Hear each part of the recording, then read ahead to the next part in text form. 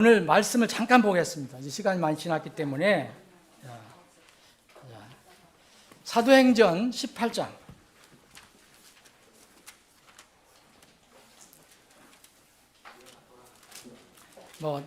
이제 자유롭게 움직여도 돼요. 근데 떠나지는 말아요. 예배당은.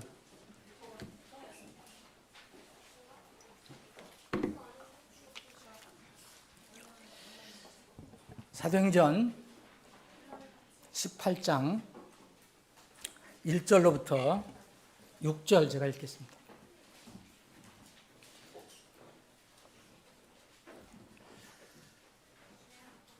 이 일들 후에 바울이 아테네를 떠나 고린도에 이르러 본도에서 태어난 아굴라라는 이름의 한 유대인을 만났으니 클라우디우스가 모든 유대인에게 로마를 떠나라고 명령했기 때문에 최근에 이탈리아로부터 자기 아내 브리스길라를 데리고 그들에게 왔더라.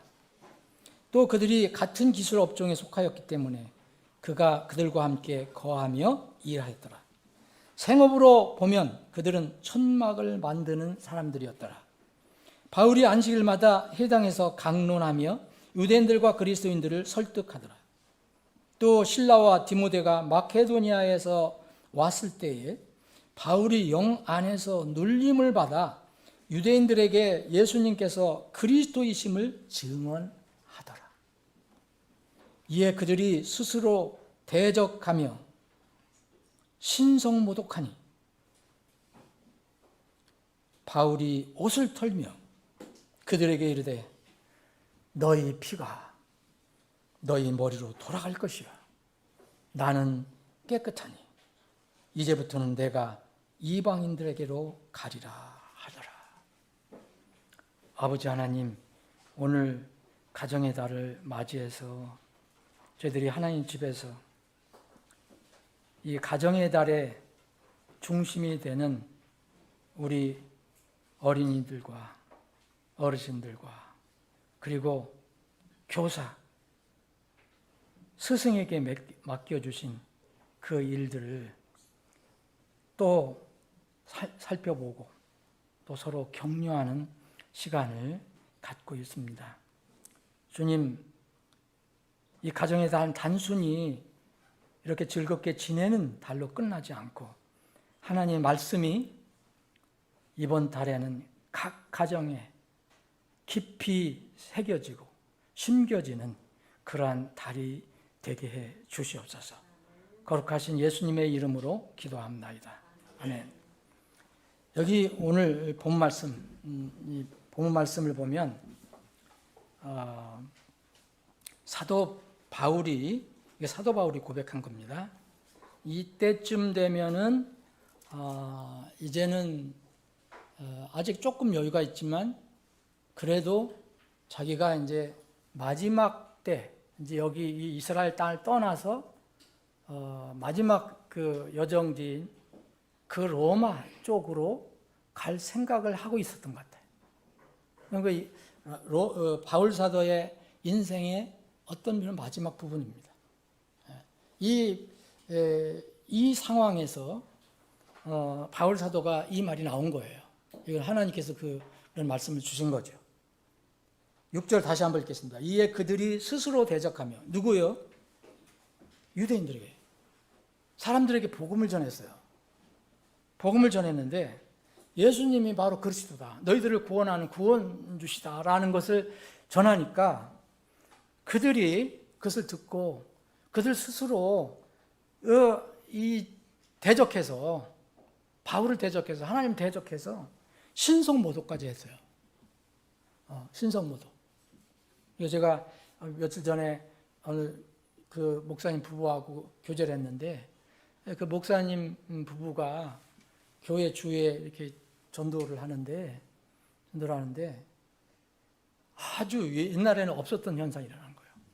바꾸서 안 받든지 그냥 가끔 그랬는데 요새는 그 앞에서 대항을 해요. 대항. 나는 사탄이다 해서 무섭게 아웅아웅 하면서 계속 그렇게 조롱하는 시대가 왔어요. 지금 점점 더 할 겁니다, 앞으로. 여러분. 그런 것이 놀랄 일이 아니에요. 마지막 때예요. 그래서 이때도 벌써 신성모독했다 그랬잖아요. 신성모독. 하나님의 이름을 훼손하는 일을 하는 거예요.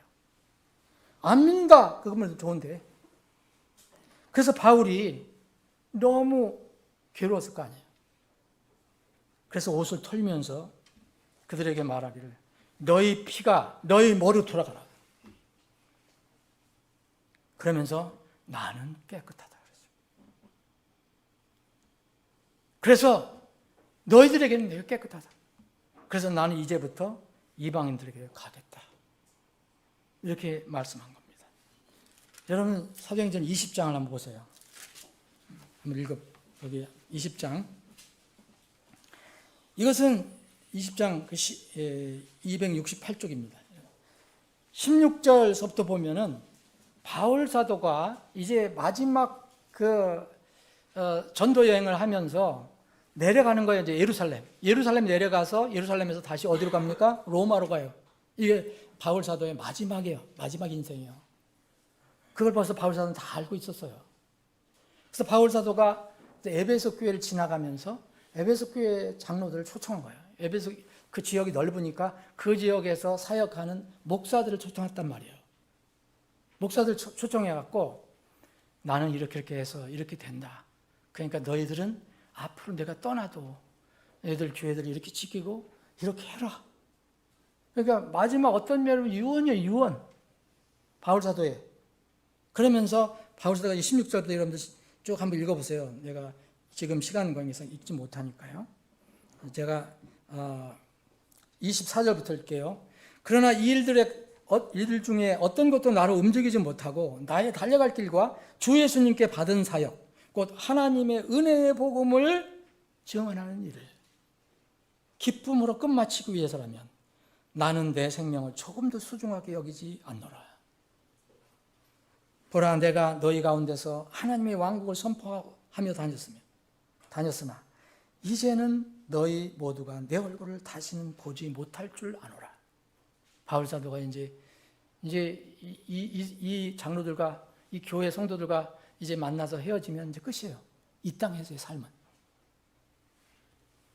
그런즉 내가 이날 너희를 데려다가 증언하게 하노니 또 한 번 얘기를 합니다. 바울 사도는 모든 사람의 피로부터 내가 깨끗하니라. 여러분 모든 사람의 피, 아까는 유대인들의 피로부터 깨끗하다 그랬어요. 지금은 모든 사람들의 피로부터 깨끗하다 그랬어요. 이건 바로 앞에 있는 문제와 연결되는 거예요. 하나님의 은혜의 복음, 그 증언한 일을 내가 쭉 해왔다. 하나님의 임명을 받고 부탁을 받고. 여러분 우리는 깨끗하다는 것을 우리가 오해할 수 있어요. 깨끗하면 우리 몸이 깨끗하고 뭐 다른 사람보다 내가 목욕을 더 자주 하고 샤워를 더 자주 하고 그걸 얘기하는 게 아닙니다. 깨끗한 것은. 성경에서 깨끗한 것은 첫 번째 법적인 깨끗함이 있어야 돼요. 이건 신분적으로 깨끗해야 돼요. 이건 뭐냐면 죄가 있는 사람은 절대 깨끗하지 않습니다. 하나님 보시기에. 죄 문제를 해결한 사람을 보고 성경은 깨끗한 사람이라고 얘기해요. 몇 달을 혹시 목욕을 안 했어도 그 사람은 깨끗한 사람이에요. 요한복음 13장 9절부터 17절에 보면 주님께서 죄 문제를 해결한 사람을 얘기해요. 예수님께서 직접 말씀하신 거예요. 어떤 사람이 깨끗한 사람이냐 이거예요. 어떤 사람이 깨끗합니까? 주님께서 말씀하십니다. 이제 제자들의 발을 씻어주시려고 하니까 베드로가 절대 어떻게 스승이신 선생님이 제 발을 더러운 발을 씻어주십니까? 이거 안 됩니다. 제가 선생님 발을 씻어줘야지. 이렇게 얘기해, 인간적으로. 근데 주님께서는 이렇게 말씀합니다. 13장 9절입니다. 시몬 베드로가 그러면 내 발뿐만 아니라 몸 다 씻어달라고 하니까 예수님께서 그에게 이르시되 씻긴 자라 그랬죠? 이게 정확하게 번역한 거예요. 씻은 자가 아니에요. 씻긴 자예요. 씻어진 자예요. 원문도 그렇게 되어 있어. 수동형으로 되어 있는 거예요. 씻어진 자. 내가 씻은 게 아니에요. 누가 씻어줬어요. 씻긴 자는 온몸이 완전히 정결하니 발밖에 씻을 필요가 없느니라. 너희가 정결하나 다는 아니니라. 여러분, 이 12제자 중에 누가 있었어요? 가룟 유다가 하나 있었잖아요. 가룟 유다는 죄를 해결 못했잖아요. 그때 제자들이 뭐 우리처럼 샤워를 많이 했겠어요? 근데 다 깨끗하다고 얘기해요. 발만 너희들 더러울 수도 있다. 근데 가룟 유다는 아니다. 가룟 유다는 구원을 못 받았잖아요. 15장 3절에도 이런 말씀이 있어요. 이제 너희는 내가 너희에게 일러준 말로 깨끗하니라. 여러분, 하나님의 말씀으로 여러분 죄가 다 용서됐다는 것을 믿으신 적 있어요? 그게 깨끗해진 거예요. 그래서 깨끗하다라고 말씀한 거예요. 아직 이것을 마음으로 진실로 믿지 않은 사람은 여전히 깨끗하지 않습니다. 그래서 법적 신분으로 깨끗한 걸 얘기하는 거예요. 이제 아까 발밖에 씻을 필요가 없다 그랬잖아요. 이것은 뭐냐면 구원받은 사람들이 이 땅에 살면서 세상에 먼지를 묻어와요. 그래서 그걸 씻으라는 거예요. 그 먼지 안 씻어도 천국 가는 데는 문제 없어요. 그런데 이 땅에서 다른 사람한테 보기 좋지 않게 보여요. 냄새도 다른 사람 날 수가 있어요. 이 삶의 깨끗함을 얘기하는 거예요. 이거는 법적으로 신분적으로 깨끗해진 사람들이 날마다 그런 삶을 살으라고 얘기한 거예요. 우리에게 주신 명령입니다. 여러분, 오늘 바울 사도가 오늘 본문 말씀에서 피에 대해서 깨끗하다고 그랬어요. 여러분, 이렇게 고백할 수 있습니까? 피에 대해서 깨끗하다. 여러분도 혹시 고혈압이 있으신 분은 피가 깨끗하지 않잖아요. 피가 이렇게 뭉쳐있고 그러잖아요. 깨끗하지 않으니까. 그걸 얘기하는 게 아니에요. 피가 깨끗하다는 것은, 내가 어떤 사람에 대해 피가 깨끗하다는 것은 그 사람의 생명에 대해서 내가 깨끗하다는 거예요. 그러면 내가 그 생명에 대해서 죄가 없다는 거예요.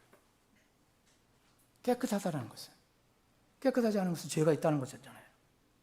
피에 대해 깨끗하다. 바울 사도는 이미 구원받은 사람이에요. 신분적으로 다 깨끗해진 사람이에요. 그런데 또 얘기합니다. 너의 피가 너의 머리로 돌아갈 것이요 나는 깨끗하니. 이건 뭘 이야기합니까? 피에 대해 깨끗하다는 것은 어떤 사람의 생명에 대하여 죄를 짓지 않는다는 것을 말하는 겁니다. 그러면 여러분, 어떤 사람에 대해서 우리가 죄를 짓습니까? 그럼 다른 사람이 죄를 짓고 그런 것은 우리가 어쩔 수 없지만 내가 어떻게 저 사람에 대해서 죄를 짓는다는 거예요? 여러분, 누구나 사람은 출생하고 성장하고 살다가 종국에 늙고 죽어요. 사람은 이 땅에서 육체로 사는 것이 그러나 전부가 아니에요. 동물 짐승과는 분명히 달라요. 동물 짐승은 흙으로 들어가면 끝나지만 우리는 하나님의 형상으로 지음받았기 때문에 그분의 숨을 가지고 있어요. 그렇기 때문에 우린 영혼이 있단 말이에요.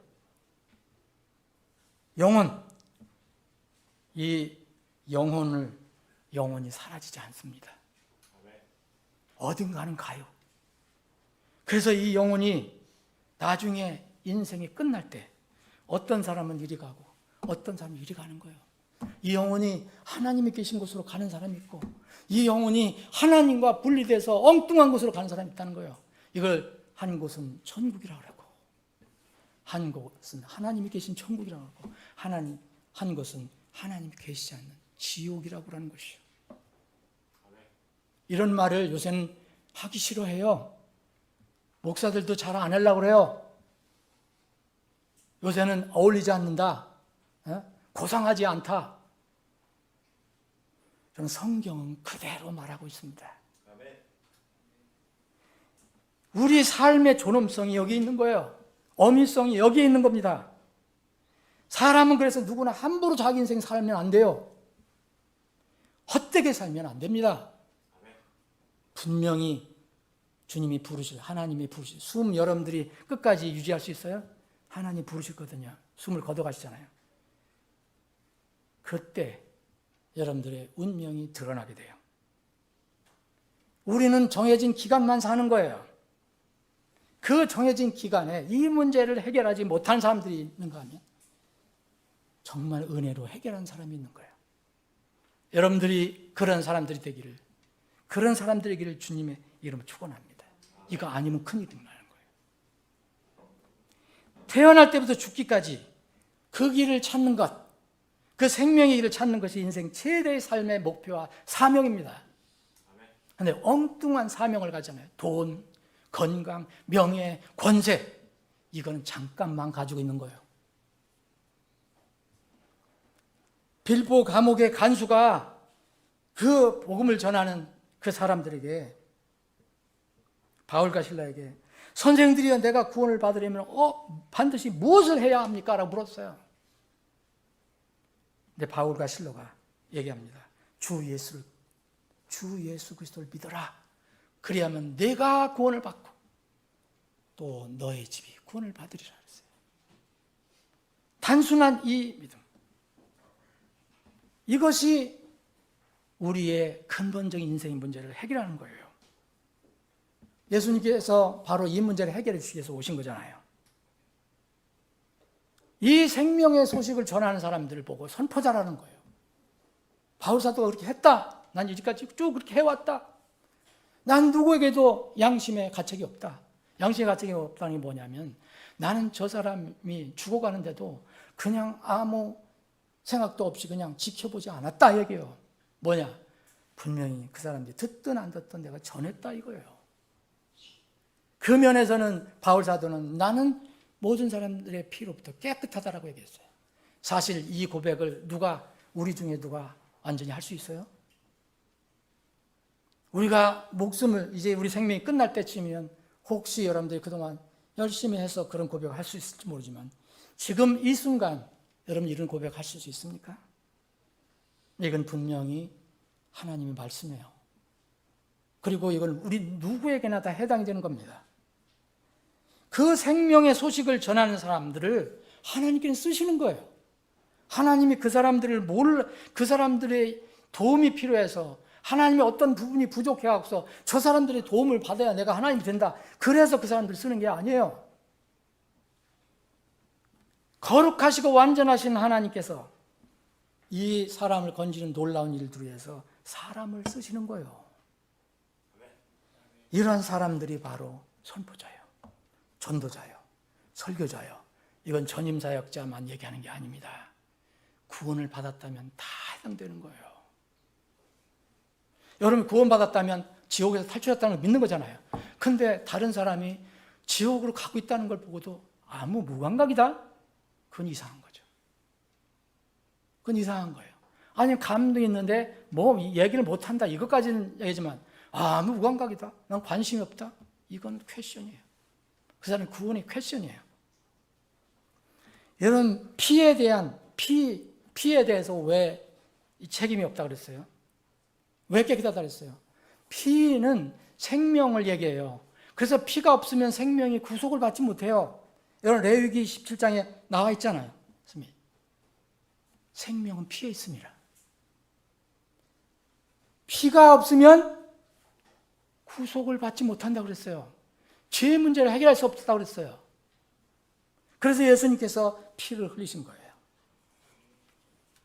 피와 생명에 대한 책임을 우리 그리스도인들은 다 가지고 있는 거예요.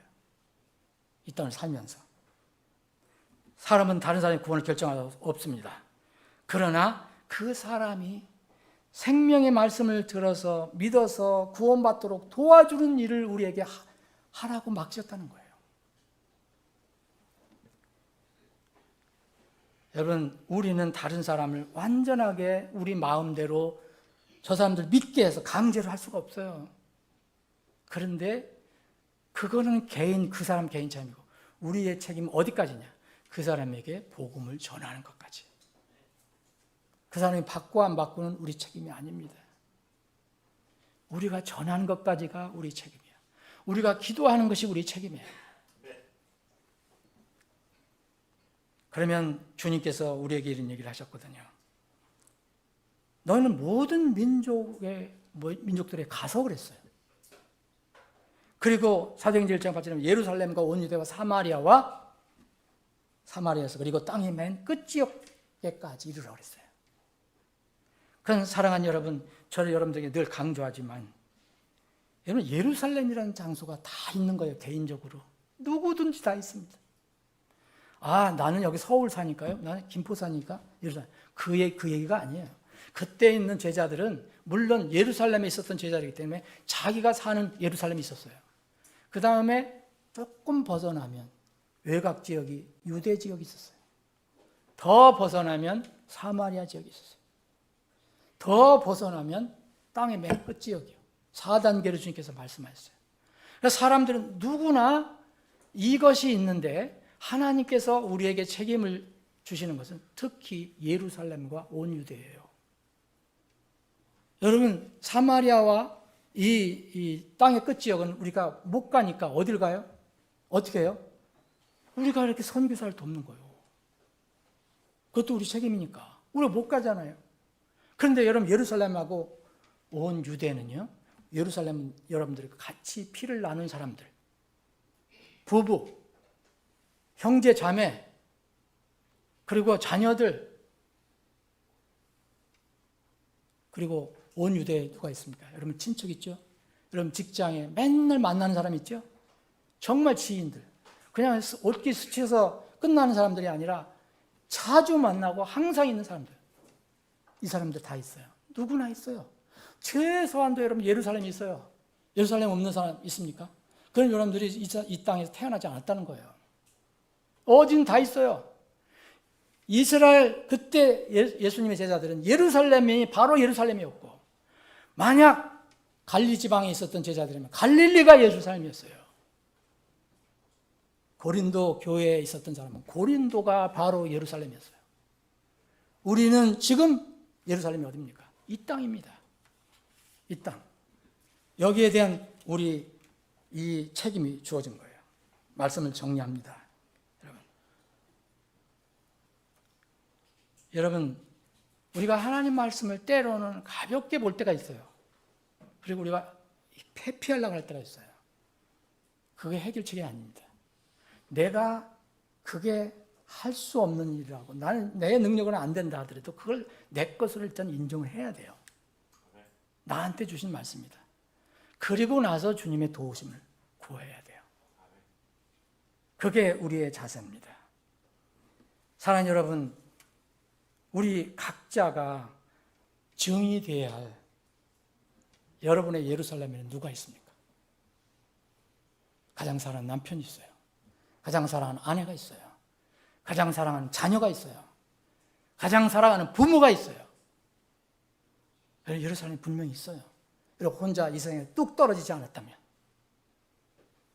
이런 가정의 달에 이런 부모가 자녀에게 해줄 수 있는 가장 큰 사랑 무엇이에요?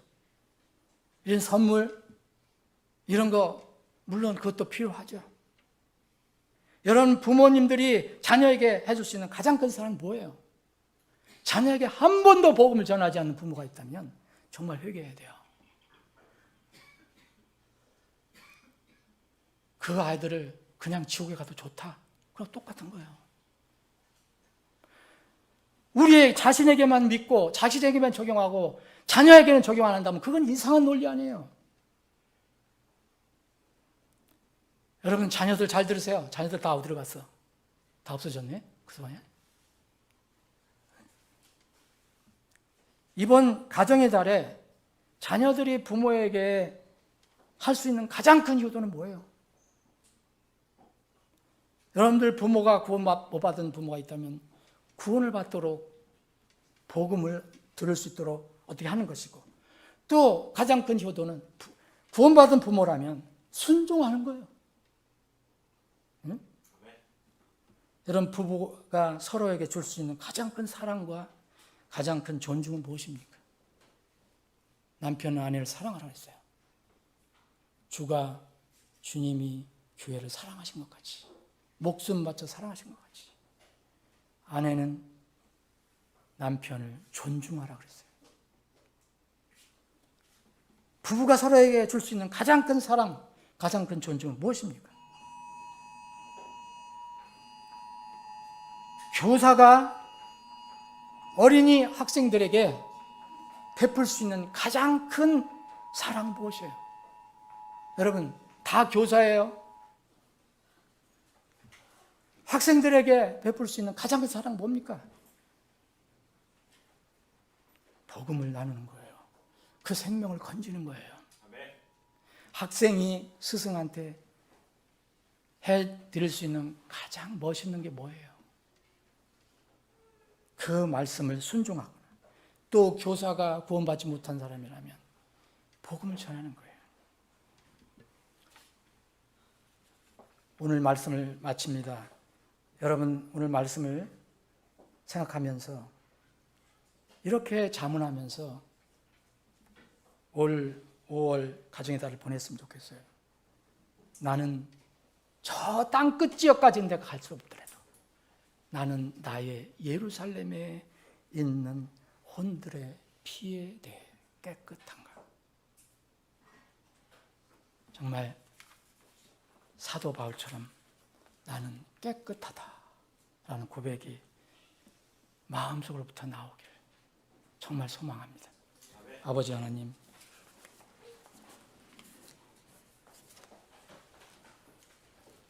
우리에게 인생의 본질을 깨닫게 해주시고 이 헛된 인생의 삶 속에서도 가장 소중한 것을 발견하게 해주신 것 무한 감사를 드립니다. 그러나 우리 주위에는 이런 참으로 놀라운 소식을 알지 못하는 사람들이 너무 많이 있습니다. 예루살렘에 깔려있고 온 유대에 깔려있고 사마리아에 깔려있고 땅의 맨 끝 지역까지 이런 사람들이 깔려 있습니다. 주님, 그러나 주님께서는 우리에게 예루살렘에 있는 혼, 유대에 있는 혼들을 위해서 큰 명령을 주셨습니다.